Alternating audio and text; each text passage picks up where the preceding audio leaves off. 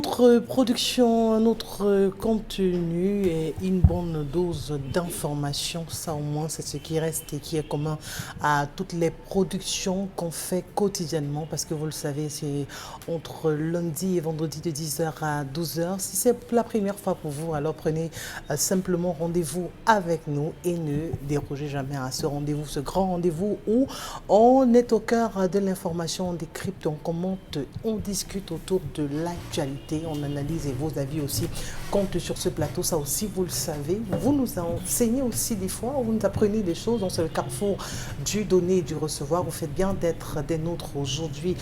Dominique Audrey Oyengelek, l'histoire de ce matin, on l'espère, sera moins dosée. Bonjour. Bonjour Isabelle Carole, bonjour aux téléspectateurs. C'est une histoire assez compliquée pour la jeune femme qui est partagée entre son père et sa mère. Je suis une jeune fille Betty qui réside présentement à Marois. Je viens d'aménager avec mon fiancé. Mon père a mis ma mère enceinte au lycée. Ils se sont perdus de vue et ma mère m'a amenée au Gabon après le décès de son mari gabonais que je croyais être mon père.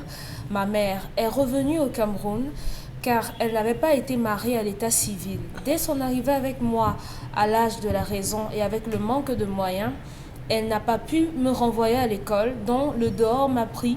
Je suis allée dans le viens en reste pendant 4 ans et j'ai eu un enfant. Juste après, l'une des cousines de ma mère qui était restée à Douala et qui connaissait très bien mon père l'a revu au marché et mon père lui a passé son numéro de téléphone pour qu'elle le donne à ma mère. Et ma mère me l'a donné. Ma mère n'appréciait pas le père de mon enfant et ne voulait pas que j'aille dans ce mariage. J'ai fini par le quitter et je suis allée chez mon père. J'ai fait 2 mois à Douala avec mon père et il est venu me raccompagner en apportant de quoi manger. En apportant de quoi manger. Il a dormi 2 jours dans le village de ma mère et il avait salué les aînés. En partant, il a proposé que j'aille fréquenter là-bas, chose que j'ai faite. Et à la rentrée qui suivait, ma mère était restée garder sa petite fille. J'ai dû aller reprendre les classes de la 3e pendant ce temps. Ma mère et sa sœur qui est en France et l'un de ses frères qui est au Gabon, avec l'appui de mon père, ont participé à l'ensemble de ma scolarité de la 3e à la licence. Aujourd'hui, j'ai une licence professionnelle. Mon père, en partant avec moi, ne voulait plus que je retourne chez ma mère pour aller passer les vacances. Chez ma mère, où regarder ma fille, c'était un problème. La femme de mon père nous menait la vie difficile, sans vous mentir, c'était très dur avec elle. Nous étions 5 filles que notre papa a récupérées de sa jeunesse. Et avec sa femme, il a fait 3 enfants. Pour subvenir à nos besoins, c'était très difficile. Et sa femme privilégiait d'abord ses enfants à nous pour toutes les dépenses, même scolaires. Donc, ma mère se battait de temps en temps pour pouvoir m'envoyer de quoi débloquer mes fins de mois. Et c'était pareil avec les 4 filles qui avaient des mères différentes avec mon père. Ma mère considérait sa femme plus que sa propre mère et aujourd'hui j'ai rencontré un homme qui voudrait formaliser notre relation et mon père exige que le toquet-porte et la dot se passent dans son village que je ne connais pas, des personnes avec lesquelles je n'ai pas grandi et une famille qui ne me connaît pas, mais il insiste et que cela se fasse chez lui. Il a exigé que la cérémonie du toquet-porte se fasse à Douala, que mon fiancé apporte la somme de 500 000 francs CFA, donc 250 000 francs CFA à mettre dans une enveloppe, 250 000 pour les achats à apporter chez lui. Et cela vaut pour tous ses enfants. Sa femme est totalement d'accord avec ça et le soutient, mais nous pensons que la dot doit se faire chez ma mère car c'est là-bas que j'ai grandi et tous me connaissent là-bas. Ma mère dit qu'elle ne viendra pas si ma dot se passe chez mon père et mon père dit la même chose. Nous avons déjà renvoyé mon toquet-porte à 2 reprises et à cause de ça, il n'arrive pas à se mettre d'accord. Que dois-je faire? La dernière date a été prévue pour le mois de juillet 2023. Et je ne sais pas où est-ce que je devrais aller faire ma dot. Dans un village que je ne connais pas, parlant du village de mon père, mais à cause de mon père, que dois-je faire? Ou par ma mère avec des gens qui m'ont élevé, que je connais très bien. Je ne veux pas de malédiction dans mon foyer, j'ai vraiment besoin de conseils. J'ai essayé de dire à ma mère que j'aimerais qu'elle laisse les choses se faire, d'accepter que le toquet-porte se fasse chez mon papa et que la cérémonie de l'état civil se fasse chez elle, mais elle dit qu'elle n'est pas d'accord. Mon fiancé dit qu'il faudrait que ça se fasse chez ma mère car c'est là-bas que j'ai grandi. Mais mon père ne m'a pas reconnu officiellement, juste un acte trafiqué. Mais moi, j'hésite, j'attends vos avis sur le plateau. Est-ce que le débat devrait se faire, Charles Hamel, dans la mesure où le père n'a pas doté la dame en question? Et pire encore, vraiment, c'est à peine s'il a reconnu. À l'époque, ils ont fait cet enfant comme ça, avant que la mère n'aille se marier, qui a perdu le mari, elle revient au Cameroun. Elle retrouve incidemment, fortuitement, le géniteur en question. Aujourd'hui, il existe que le toqué porte se fasse chez lui. Ça veut dire que même pour l'étape de la dot, pour lui, c'est également chez lui que cette dot devra se faire. Est-ce qu'on peut vendre ce qu'on n'a pas acheté? Je suis souvent largué par la façon avec laquelle les gens posent les problèmes à Dominique Audrey. Ce n'est pas le père qui fixe là où on va doter sa fille.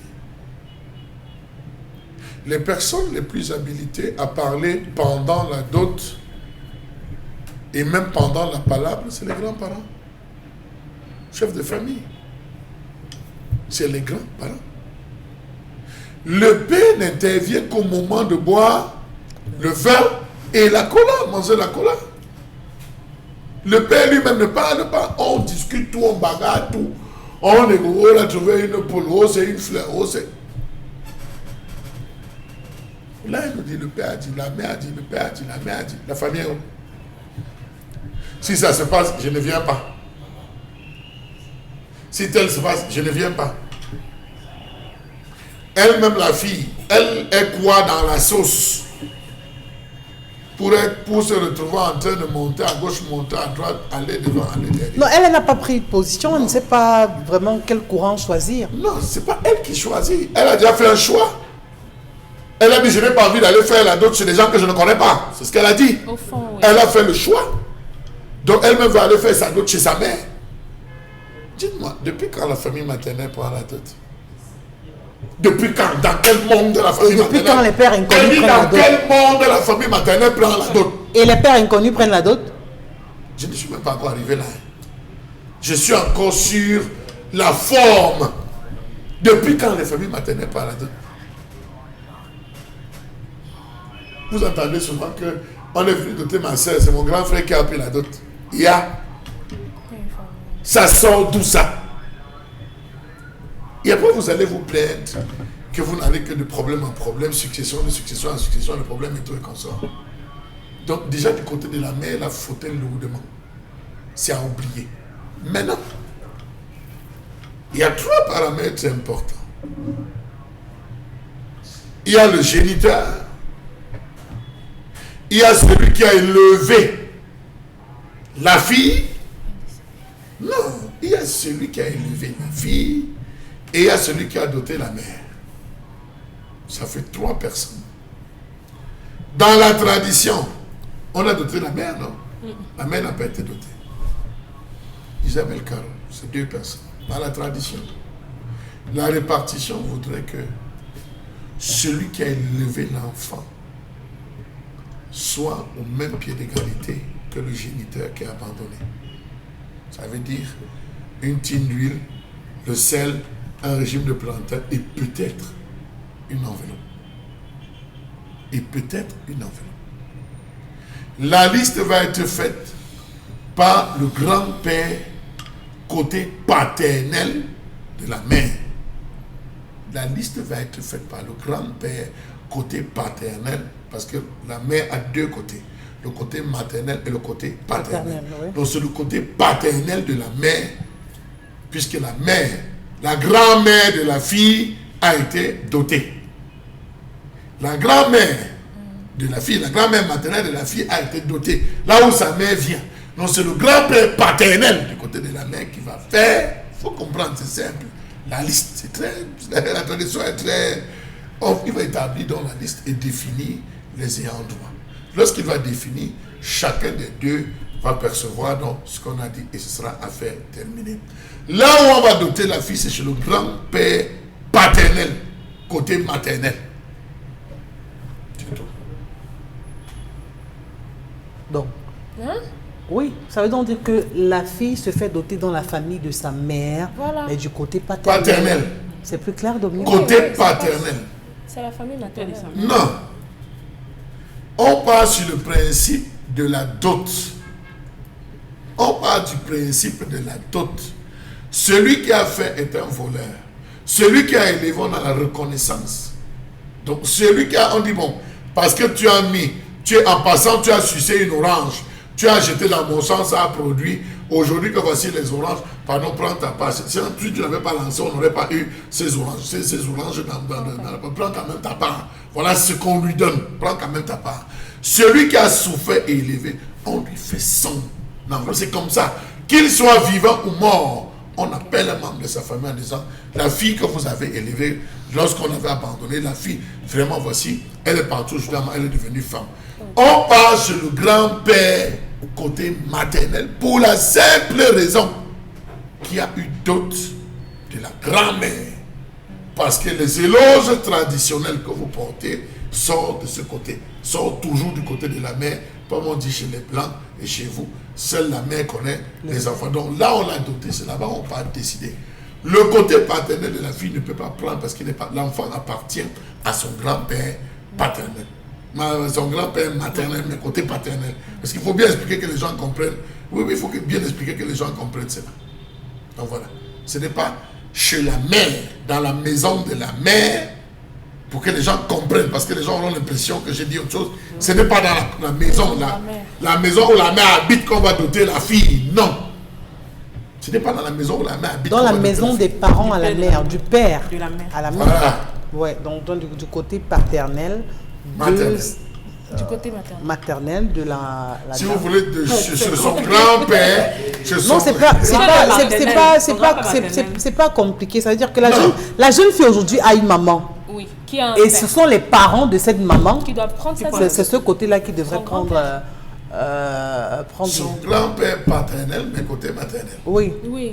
ça s'est compris. On espère qu'elle a très bien compris aussi. J'espère qu'elle a compris parce que vraiment, Votre père, Donc, vous n'avez pas compris. a deux parents. C'est important, c'est à partir de là qu'on demande la généalogie. Oui.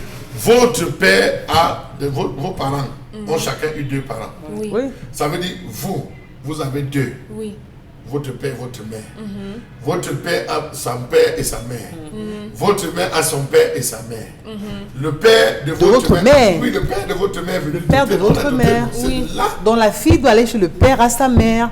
c'est là où on va aller doter. Donc son côté paternel, je dis son côté paternel, puisque la mère a été dotée. Oui. La mère a été dotée. Écoutez, vous voulez Le doter. côté paternel de la mère. De la mère, le côté paternel de la mère, c'est là où on va aller doter. Oui. Bon, côté maternel. C'est bon comme ça. Ce n'est pas bon. Mais pas chez la mère. Ce n'est pas Ils bon. ont retiré Chez que le c'est pas père de chez la la mère. C'est ça, non? C'est ça, non? Chez le père de la mère. Il a doté là.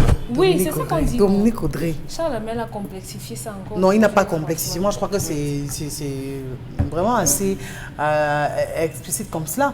Bon, Bengan, vraiment, quand on voudrait avoir la dot de l'enfant qu'on a pu faire avec une femme qu'on n'a pas épousée, ça se passe comment? Parce que ça aussi, les gens devraient pouvoir le savoir, parce qu'ils ont fait un enfant, mais il n'a pas pensé à épouser la dame, à faire la dot comme il se doit. Et ils ont un enfant, mais le monsieur, le père, il voudrait que les choses se passent sur lui parce qu'il voudrait tout avoir de cet enfant, cet honneur-là, entre guillemets. Avant que l'enfant n'arrive à l'état ou à l'âge de se marier, il grandit. Oui. C'est pour cette raison, depuis lundi, je pense, nous avons ce cas. Il faut donner un statut à l'enfant. Donner un statut à l'enfant. Donner un statut à l'enfant. Vous avez eu une grossesse quand vous étiez à l'école. Qu'est-ce qui s'est passé? Ce n'est pas parce que vous êtes devenu misérable après ou alors expert comptable multimilliardaire que ça va influer sur l'enfant. Non. Au moment où la fille conçoit, surtout lorsqu'elle n'est pas encore mariée, elle doit savoir, elle doit pouvoir donner un statut à cet enfant. C'est à ce moment que ça se règle. Une fille qui accouche avant d'aller en mariage, cet enfant appartient à son grand-père, donc au père de sa maman. C'est ça la tradition africaine, c'est ça le principe de base. Lorsque vous, maman part être élevée, quand ma part tu es élevé par quelqu'un d'autre, la famille de maman, son père, reconnaît que vous avez relevé l'enfant. Maintenant, le géniteur peut survenir plus tard, comme semble être le cas ici. Il intervient, mais lui-même ne cherche pas à donner un statut à l'enfant. L'enfant, bien, oui, l'enfant va à l'école récupérer, mais ça se limite là. D'abord, il ne dort pas dans la famille de sa maman, de son ex, comme ça que vous appelez son ex. Ça veut dire que l'enfant continue à être comme un arbuste au milieu de l'océan. Il oscille comme ça. Cet enfant n'a pas encore de statut. Vous parlez des filles, mais c'est plus complexe avec les garçons. Quand c'est un garçon comme ça, il faut faire toujours le rituel de légitimation de l'enfant. Toujours. Sinon, pour la fille, c'est encore, j'allais dire, acceptable. Pour le garçon, c'est plus difficile. Parce que ce garçon que la mère a laissé dans la famille, c'est leur niandom, en fait, c'est leur neveu. Oui. C'est leur neveu. Maintenant, si vous n'avez pas finalisé avec le rituel d'adoption, cet enfant qui a tous les droits envers son grand-père maternel, il risque d'être dépouillé de tout parce que le frère de sa maman regarde l'horizon et dit, mais toi-même tu sors d'où? Ta maman ne nous a jamais rien dit de toi. Qu'est-ce qui se passe? De toutes les manières, papa est mort même depuis qu'il aurait pu. Voilà pourquoi certains enfants sont rejetés dans les familles. On met en premier rang duquel la méchanceté, n'est-ce pas les enfants naturels sont... Non, il faut donner un statut. C'est là où ça se décline. Sinon, ces garçons-là, ils risquent même de ne pas avoir un lopin de terre pour construire. Et sa maman même, si son papa ne l'a pas véritablement situé, si elle était en mariage, ça a fini, ou alors si elle a fait ces enfants-là, pire encore, si elle a fait 3 enfants avec 3 hommes différents, ça va encore complexifier. Donc chaque fois, mes filles, quand vous faites les enfants, avant d'aller en mariage, cherchez, si votre papa vit encore, qu'il leur donne le statut, qu'il leur donne un statut à cet enfant. Ça va réglementer le reste dans l'avenir. Donc même si l'enfant reconnaît son géniteur plus tard, il n'y aura plus de contorsion à prendre. Wow. Pamela Fomen, aujourd'hui où la jeune fille vraiment est tiraillée, parce que là c'est l'expression qu'il faut employer, elle est tiraillée entre le père et la mère. Si on s'en tient au propos de Charles Hamel, comme quoi elle devrait aller se faire doter dans la famille de sa mère à elle, est-ce qu'elle ne serait pas en train de courir le risque de se faire régner par son père? Peut-être avant qu'elle ne réagisse. Oui. Maintenant, la famille, si le père insiste, oui, on peut définir un quota. Où on dit au père, d'accord, tu dotes à nouveau la fille. Oui. On lui fixe une option à payer pour doter la fille. Donc, il dote sa fille pour avoir le droit d'organiser la mère ou la fille. La fille. On fixe un prix en disant, ok, tu n'as pas voulu prendre la mère et tout, tu as une vie. Donc le père dote la fille. Oui, on lui fixe un prix. Et après la fille a encore se fait doter. Oui, chez lui maintenant. Il prend le droit d'organiser le dot de la fille, il paye. Donc c'est comme ça. D'accord, Pamela. C'est comme quelqu'un qui a vécu avec une femme pendant longtemps, il n'a pas doté la femme. Oui. La femme décède, il décide de récupérer le corps pour aller l'enterrer chez lui. La famille lui fixe un prix pour avoir le droit de prendre le corps. Dit, chez vous, vous appelez ça doter, il doit doter le corps. On ne dote pas le corps, on fixe un prix pour pouvoir récupérer et aller enterrer. Et beaucoup de personnes se retrouvent finalement dans cette situation. Oui. Comment on fait, Pamela, pour ne pas heurter les sensibilités de qui que ce soit? Parce que la mère dit, si tu vas te faire doter là-bas, ou alors si ton mariage se passe là-bas, moi je ne serai pas là. Le père également qui fait le même chantage. Et vous savez bien que les deux sont vos parents. La question pouvait encore se poser, à mon avis, si on n'a pas commencé par Charles Hamel, mais là, je pense que la jeune fille a déjà trouvé la solution pour moi, parce que honnêtement... Commençons par moi, j'ai gâté quoi? Non, pas vous dire que tu as gâté. Moi, au départ, je ne savais pas ce que la fille allait vraiment faire, mais savoir que la dot doit aller du côté qu'est-ce que je veux dire? Du père de sa mère. C'est bien cela, du père de sa mère. Ça veut dire qu'il n'y a plus de discussion. Maintenant, c'est aller savoir si son père va accepter, parce que jusqu'ici, il aimerait que ça soit chez lui. Ça veut dire que ça soit du côté de sa mère, chez elle, ou du côté du père de sa mère, peut-être son père ne sera pas d'accord. On ne demande pas son avis. Je réponds à la question. Son avis ne compte pas. Mais seulement là, elle ne veut pas, elle veut sortir grandement de ce chantage-là. Voilà.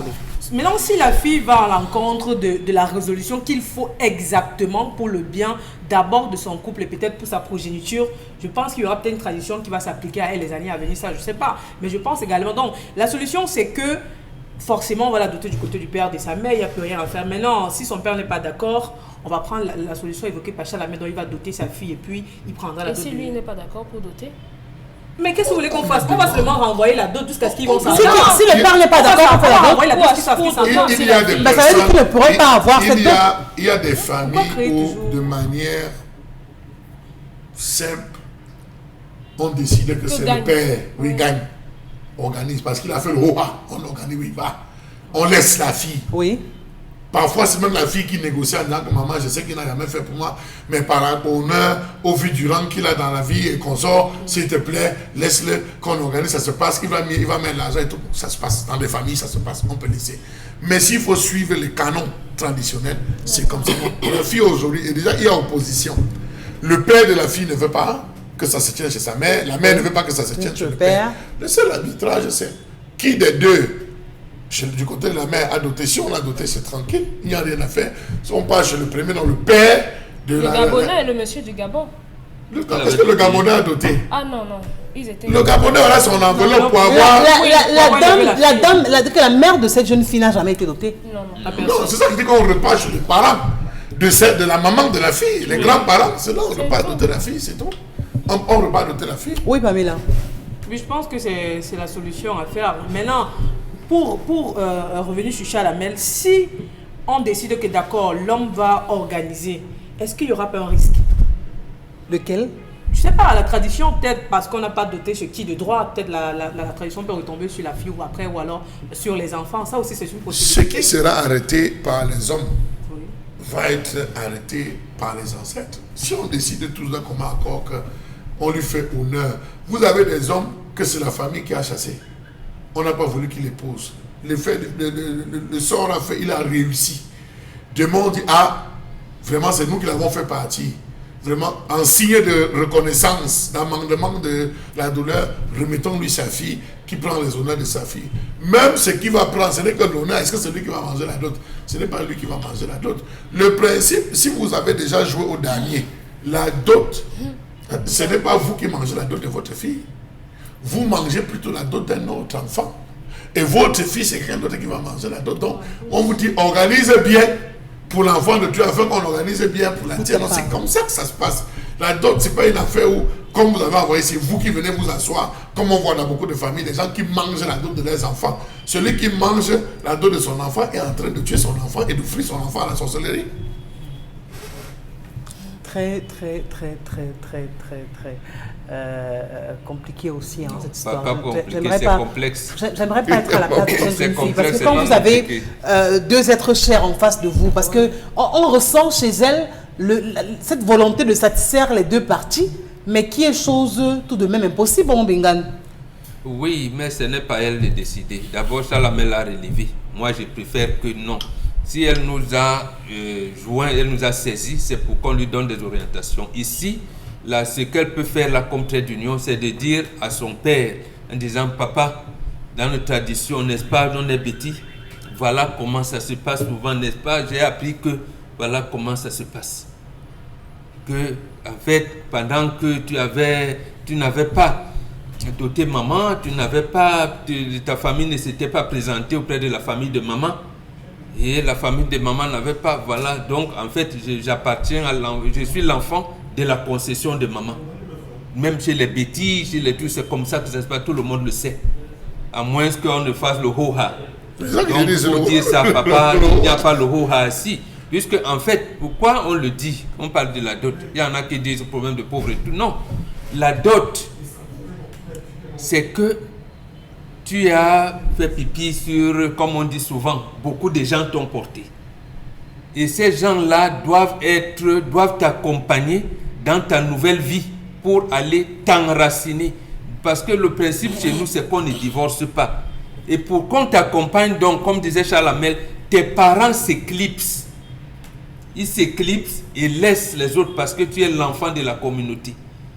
Voilà le principe. Et tu dis à maman, toi aussi, voilà, qui est le chef de famille, peut-être grand-père ne vit plus, qui est le représentant de grand-père maintenant et tout. Et c'est pour ça que les funérailles, là aussi, ce problème d'aujourd'hui a des ramifications. Grand-père est mort, n'a pas organisé les funérailles. On ne sait pas qui devient le père de la concession lorsque grand-père est parti. La fille dit, non, moi j'ai le problème. Toi tu es pauvre comme elle. N'est-ce pas, tu es allé te au Gabon, tu as apporté quoi? Tu ne vaux rien. L'autre, voilà ce qui s'étend dans nos familles et c'est ça qui apporte des divisions inutiles. Ici, c'est le grand-père de la mère, du moins le grand-père de la fille qui doit prendre la dot. S'il est décédé, c'est son successeur ou c'est lui qui tient lieu de grand-père dans la famille qui doit prendre la dot. En donnant un peu aux Gabonais et à son papa qui l'a pris de la troisième en licence. Oui. Mais ce n'est pas parce que vous l'avez pris la troisième en licence que vous venez prendre. Non, on ne fait pas. On ne le fait pas. Le grand-père le sait. Et lui-même, c'est pour ça donc il va s'amender. Ça veut dire qu'en fait, il n'a pas donné le statut quand la fille était née. Voilà. C'est pour ça qu'on s'éclipse souvent en disant: vous m'avez aidé à élever ma poule. Ma poule, voilà. Un renard aurait pu prendre ma poule et je ne l'aurais pas retrouvé. Vraiment, merci. Merci. Voilà le principe de la dot. Ça veut dire qu'en principe, la dot de cette jeune fille serait partagée à pas mal de personnes parce qu'elle est passée par plusieurs mains. Oui, la dot en elle-même est toujours partagée. Non, oui, mais spécialement pour son cas, puisqu'elle est passée dans telle maison, après elle repasse dans telle autre maison, après elle est au Gabon, aujourd'hui elle est au Cameroun. Le géniteur a toujours droit. Le géniteur, je vous ai dit, quelqu'un en passant a sucé l'orange, il l'a jeté. Ça a produit. En repassant dans votre conseil, on dit que tel jour, c'est moi qui avais lancé le papaye, là où j'avais planté la canne là. En coupant, vous vous souvenez de lui. Et c'est pour ça qu'on vous dit dans la tradition que nul ne peut récolter son champ. Tout son champ. Vous plantez le champ ici là. Il y a la veuve dedans. Il y a le voleur dedans. Il y a l'orphelin dedans. Hein? Il y a le voyageur dedans. Donc il y a tout dans votre champ. Donc une partie, même les grands industriels. Mais ça, on vous dit que qui peut nourrir les oiseaux du ciel dans la Bible, ils ont toujours emprunté ça chez nous les Africains. On sait que tu ne peux pas. Parfois tu laisses une partie du champ que tu ne visites même pas. Parce que tu sais que la partie de la génération, si on va voler, on va voler. Donc on va donner au géniteur celui qui a élevé.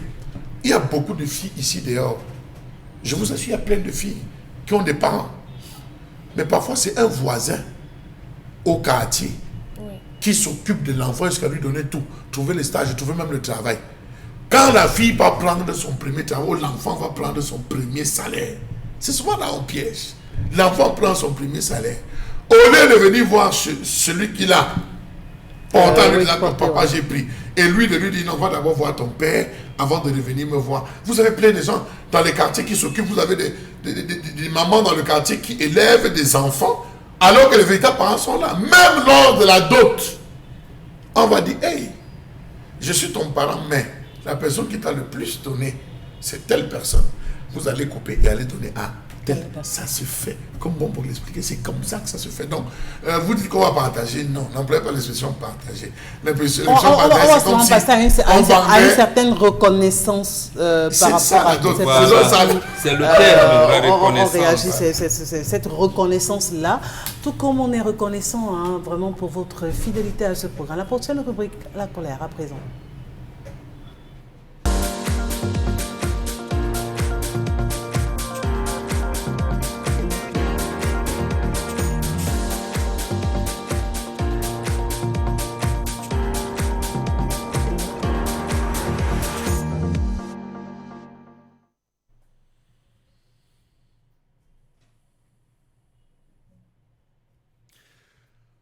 Je m'interroge ce jour sur la question de la fraude et arnaque dans les sociétés de courtage en assurance au Cameroun. Tout le monde se plaint. D'ailleurs, le ministère des Finances a suspendu 32 agences de courtage il n'y a pas longtemps. Comment comprendre que certaines sociétés de courtage en assurance ne présentent toujours pas les opérations d'assurance au public en application du livre 5 du Code des assurances? Comment comprendre que le courtier d'assurance, expert censé accompagner l'assuré pour démystifier, décrypter les contrats d'assurance et simplifier les processus qui peuvent paraître complexes, se soit transformé en toute autre chose? On en parle, on se plaint, on décrit, mais hélas, la situation semble être la même. Ils sont devenus des maîtres, dit-on, dans le faux à fort échelle dans le but d'obtenir divers avantages financiers. Était-ce donc à l'avantage de l'assuré? Question. Est-elle dans le profit de la société d'assurance? Autre question. Comment comprendre ces actes prémédités exécutés par des employés complices avec des assurés ou courtiers? Autre question. Comment comprendre ces réticences ou fausses déclarations intentionnelles de l'assuré lors de la souscription du risque?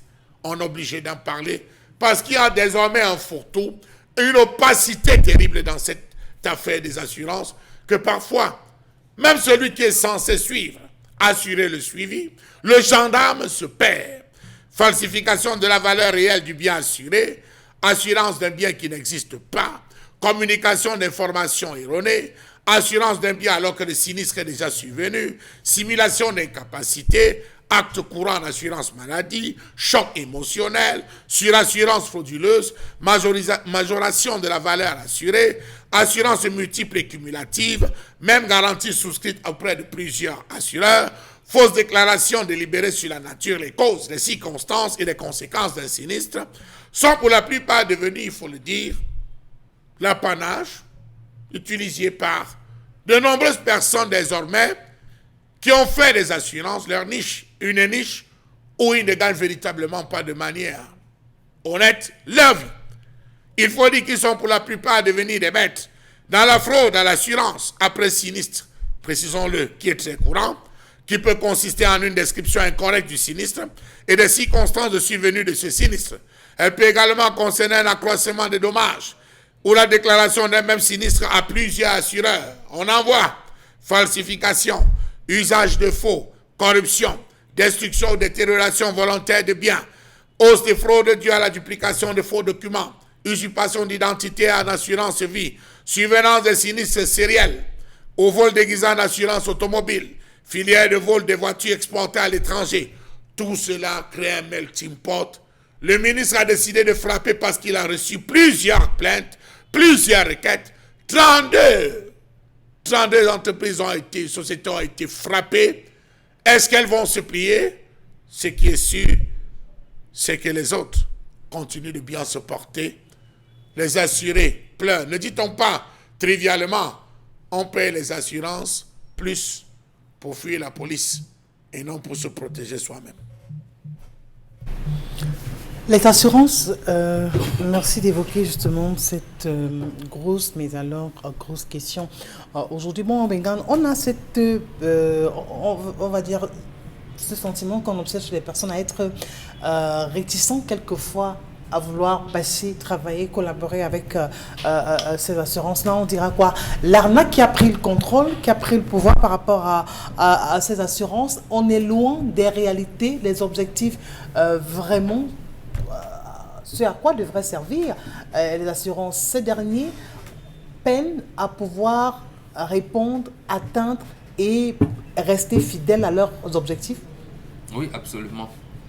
Vous savez, là où l'argent circule, l'argent c'est comme les femmes, ça apporte trop d'appétit. Et quand on ne gère pas ça bien, on risque de s'embourber. Non, je vous dis, c'est ça. Même aujourd'hui, même Dieu ne connaît plus le cerveau de la femme. Lui-même, il s'en est embourbé. Non, le problème d'assurance, et bon, je ne sais pas pourquoi Charles Hamel est resté au niveau des coursiers. Bon, peut-être lui qui me maîtrise les données, il a sûrement enquêté pour nous confiner à ça. Mais moi, je veux étendre. La première structure qui s'est insurgée en tant qu'organisation, organisation sérieuse même, je dirais, contre le comportement des assureurs camerounais, c'est le syndicat des médecins privés. Je pense depuis 2-3 ans, il y a même certaines officines qui refusent les bons de prise en charge des assurances. On dit, vous êtes assuré, vous allez, j'allais dire, vouloir bénéficier des prestations maladie, on ne paye pas. Or, vous travaillez et les assureurs ne payent pas. C'est pour ça que certains médecins ils ont dit non, vraiment, ne venez plus avec les bons des assurances. Vous savez, lorsqu'on arrive à ce niveau, ça renvoie sûrement à ce que nous avons toujours dénoncé ici, et moi particulièrement. Est-ce qu'on n'est pas dans un environnement d'assassinat collectif où vous savez que vous êtes assuré? Vous tombez malade, vous allez en visite médicale ou on vous interne, mais l'assureur ne peut pas payer. Or, vous avez payé tous vos primes. Or, c'est un domaine où, en réalité, la réglementation est claire et les choses devraient être plus fluides. Parce que dans le code ciment qui régit le marché des assurances en Afrique, tout assureur doit avoir les provisions, 10% de provisions des risques. C'est-à-dire que tous les assurés que vous avez, vous imaginez que si les gens tombent malades ou bien je dois rembourser les prestations, comment on peut penser que je sois à mesure, soit solvable? Le code ciment regarde les provisions des risques. C'est pour ça que certaines compagnies ont fermé. Mais c'est sous l'encadrement du ministère en charge des Finances. Est-ce que le ministère en charge des Finances, les services du ministère en charge des Finances font régulièrement les descentes de contrôle pour savoir qui assureur, leurs agents généraux, leurs coursiers, ainsi de suite, ainsi de suite? J'ai l'impression qu'ils font comme leurs collègues du ministère de Commerce, qu'ils ont une brigade de contrôle, mais qu'ils ne font pas. Ils ne font pas le travail. Ou ils entrent dans les jongleries. C'est pour ça que j'ai dit, là où l'argent circule, si vous n'avez pas un schéma mental assez encadré, ça risque d'être mauvais. Et là, c'est bien dommage. C'est mauvais. Et surtout, comme les assurances chez nous ne sont pas un comportement, c'est une contrainte. Et Charles Hamel l'a relevé. Nous, on paie souvent les assurances pour éviter les contrôles, même routiers et tout. Bon, il y en a même qui paient pour 3 mois. Mais aussi pour se protéger aussi, Momo Mbengan, pour être à jour d'une certaine façon. Mais c'est un système qu'il faut revoir. Pourquoi le ministère en charge des Finances ne peut pas nous donner des listes des compagnies d'assurance, bien des réassurances, des coursiers, d'agents généraux, ainsi de suite? C'est un secteur en fait pointilleux et dont la lisibilité au niveau des contrôles n'est pas compliquée. C'est comme les banques et les coopératives. Vous voulez créer une coopérative, on vous dit quelle est votre banque partenaire. Vous dites c'est banque telle. On regarde, vous avez mis les provisions. Bon, d'accord. Dans votre coopérative, donc, vous ne pouvez pas donner des crédits de plus d'1 million. D'accord. Mais comment vous donnez alors des crédits de l'ordre de 3 millions alors que cela est interdit? Ça veut dire que la mission de contrôle ne vient pas. En fait, on devait donc fabriquer même votre tutrice, la banque tutrice de cela. C'est la même chose avec les assurances. Quand vous êtes coursier 2, on doit savoir votre bagage financier est à quel niveau, vos prévisions de risques sont à tel niveau, parce qu'il y a des pourcentages là-bas, 10% ici, 15% là-bas, 30% là. Quand on ne contrôle pas, on vous ferme, ou alors on vous fait un redressement. On envoie, le code CIMA envoie un détachement pour vous redresser, ainsi de suite, mais on laisse au point où on se retrouve à ce niveau où le Cameroun, on vous rejette les bons de prise en charge dans les hôpitaux et les cliniques. Non, parce qu'on peut savoir, Dominique Audrey, à ce moment-là, que l'assurance ne soit pas correcte. Plusieurs fois, on a assisté à ça. Moi, personnellement, a dit, tu arrives, on vous demande, c'est quelle assurance? Dès que vous donnez le nom de l'assurance, non, on ne traite pas avec ces derniers ici, on ne traite pas avec eux. Mais comment ça, madame? Moi, je suis assurée là-bas et tout. Non, je vous dis, on ne peut pas poursuivre au dossier parce que ces gens-là, vraiment, ne sont pas corrects, peine à payer, à gérer. Pourtant, c'est comme des facilitateurs, ces assurances, en réalité, en principe. Mais de là à arriver à leur coller l'étiquette qu'ils ont choisie délibérément entre arnaque et tout ce qui va avec, comment fait-on pour arriver à ça et ne pas pouvoir, à un moment donné, essayer de recadrer, ou si ce n'est d'assainir ce secteur en question? Je crois que l'encadrement a échoué. Et aujourd'hui, on est passé à la phase d'assainissement, certainement, puisqu'il y en a 32, Charles Hamel l'a évoqué, qui ont été suspendus. Et j'invite au passage les personnes qui souscrivent à des assurances à aller consulter la liste, parce que la liste est disponible. Vous verrez si vous faites partie, du moins si vous êtes assuré là-bas, dans ces agences-là, dans ces assurances-là, là, vous saurez avec quelle personne vous êtes en train de traiter. C'est désagréable d'arriver dans un hôpital, vous êtes en souffrance, vous êtes en train de mince. Et après, on vous dit, vous allez devoir payer parce que si vous ne payez pas, on ne pourra pas prendre soin de vous. Ces gens ne payent pas. On vous présente parfois des piles de dossiers de personnes qui sont passées et on n'a pas encore terminé de verser l'argent. Tellement ces assurances-là font mal leur travail, font preuve de tellement de mauvaise foi que dans certains hôpitaux, lorsqu'on sait que c'est telle assurance, le prix augmente. Et on va vous dire qu'on est obligé de donner le prix ici parce qu'ils ne payent pas vite.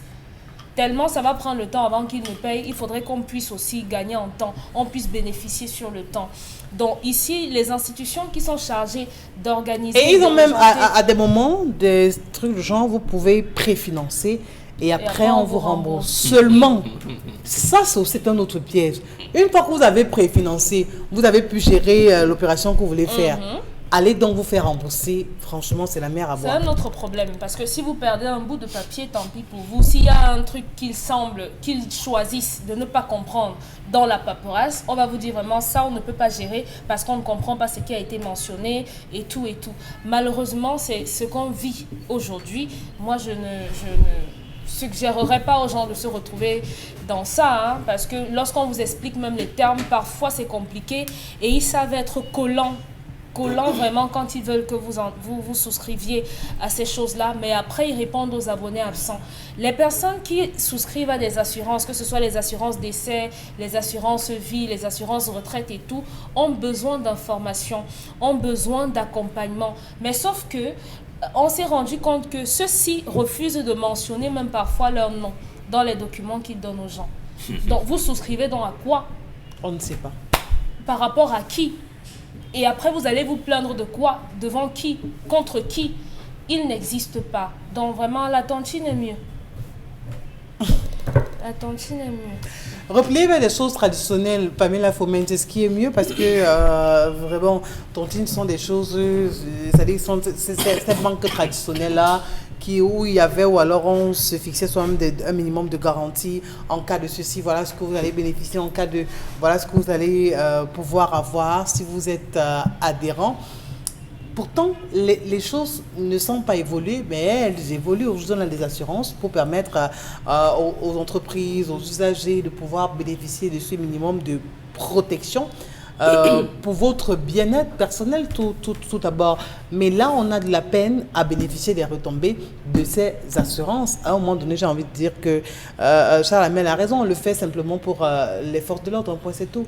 C'est clair. Moi, je dirais qu'on doit retourner à la méthode traditionnelle. Là, au moins, vous savez comment est-ce que vous gérez votre argent, vous savez à quel moment votre argent va vous parvenir, vous savez, si vous avez une difficulté, vous savez au moins ce que la tontine que vous faites va vous donner tel montant ou alors peut réagir urgemment en fonction du besoin que vous avez en face de vous.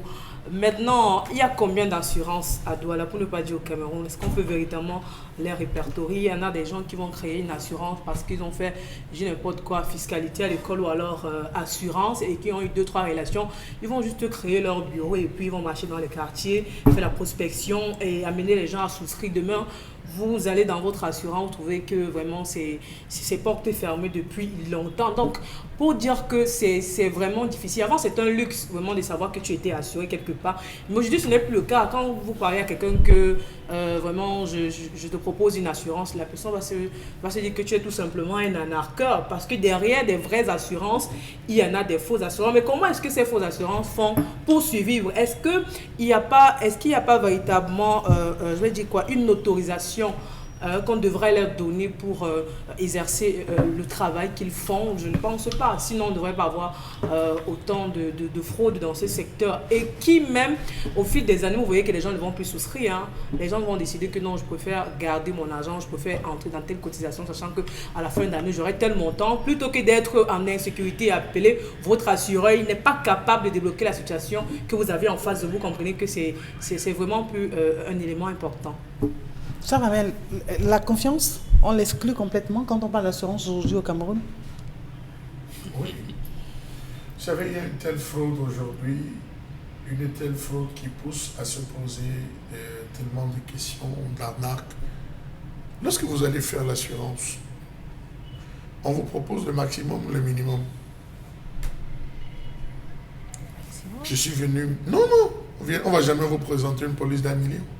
Oui. 2 millions, 3 millions, 4 on va millions. toujours aller vers des choses un peu écoute, plus basses. D'abord, beaucoup de personnes ne savent pas que lorsqu'ils vont, je dis n'importe quoi, puisqu'elle a posé la question, je reste sur la question. Lorsque vous assurez votre véhicule, c'est pour régler les dommages que vous faites à autrui. Oui. C'est pas à vous. Pas à vous. Même vous-même, vous n'êtes pas compté dedans. S'il faudrait que vous réglez avec vous dedans, vous avez un 10 000 supplémentaire que vous devez ajouter pour que vous soyez pris en compte dans l'action. Ah, beaucoup de gens ne le savent pas. C'est pour les passagers. Lorsque vous vous retrouvez dans une situation où on évite, vous voulez X service, on vous propose, on vous dit non vraiment, vous allez même lire le contrat. Le contrat dans une police. Une police, je vous assure que même les lunettes, les loupes, le zoom, il faudrait un zoom à grosse échelle pour pouvoir comprendre l'ensemble des choses. Il y a un ensemble de faux. Nous prenons le cas de ce monsieur qui... l'enfant, il tombe malade, il va à l'hôpital. Oui. Il veut aller, se prendre en charge. On dit non, monsieur, vous devez d'abord préfinancer, comme vous avez dit, préfinance. Et puis lorsqu'il part, déposer les dossiers, on lui dit, monsieur, vous avez déjà atteint votre marge. Il dit, comment ça? Vous avez déjà atteint votre marge, la marge qui vous a été fixée. Et je n'ai même pas dépassé 25 000. Vous dites que j'ai atteint la marge. Comment? C'est comme ça qu'il rentre, il alerte les autres collègues tombent. On se rend compte que l'entreprise ou un responsable de l'entreprise avait créé, avec ses sociétés, un réseau où on déclarait les personnels malades alors qu'ils n'étaient pas malades. Franchement. Et ils percevaient de l'argent. Mais écoutez, vous blaguez ou quoi? Donc c'est un circuit que les gars avaient mis en place pour percevoir de l'argent. Mais ils percevaient de l'argent comme ça depuis des années. On déclare, Yengele est malade, je dis n'importe quoi, Yengele est malade. On fait avec un médecin qui sort rapidement, elle a pris des bons, elle a pris ses... On collecte, ça fait des millions et des millions. Il a fallu qu'on dise, monsieur, vous avez atteint, vraiment désolé. Donc vous vous rendez compte qu'il y a il y a une grosse fraude qui s'organise, toute une arnaque qui s'organise. Vous voyez quelqu'un qui va chez plusieurs assurés avec le même véhicule. Mais bien sûr, avec le même véhicule. Ça, mais... Vous le savez, avec le même véhicule. Bien sûr.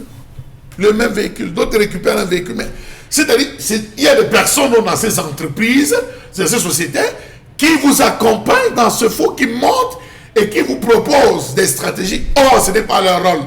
Leur rôle, c'est démystifier, décrypter, vous permettre de comprendre un ensemble de choses sur la question des assurances.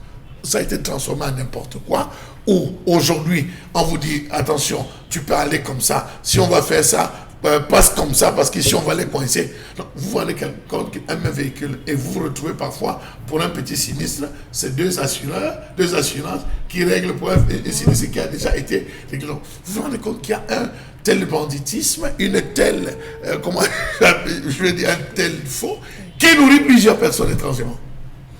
Terrible. C'est vraiment bien dommage. Mais on se rend compte que... Mais vous n'avez jamais vu des gens qui souscrivent à une assurance touriste qui paye.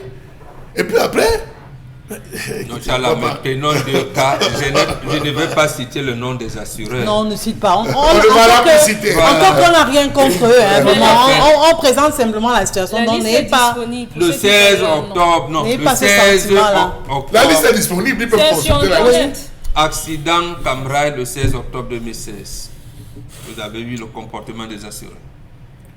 Donc là, on s'est rendu compte qu'en fait, les voyageurs Camrail ne sont véritablement pas assurés. Assuré, oui.